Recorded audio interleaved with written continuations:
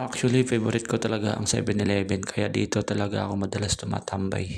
Marami din silang mga instant foods dito kapag tinatamad kang magluto. Like me na tinatamad magluto sa bahay dahil may lakad ako ngayon.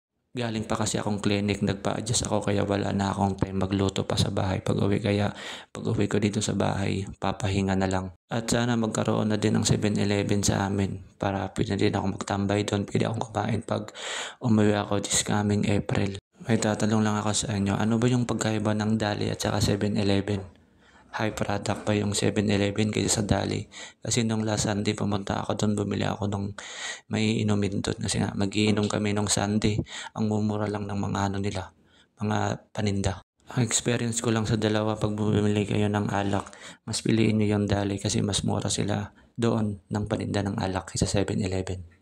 Ang kaibahan lang sa 7-Eleven saka sa Dali, ang Dali kasi walang tambayan. Kaya pag sa 7-Eleven kapag kumain ka, pwede kang tumambay. Okay, bye-bye.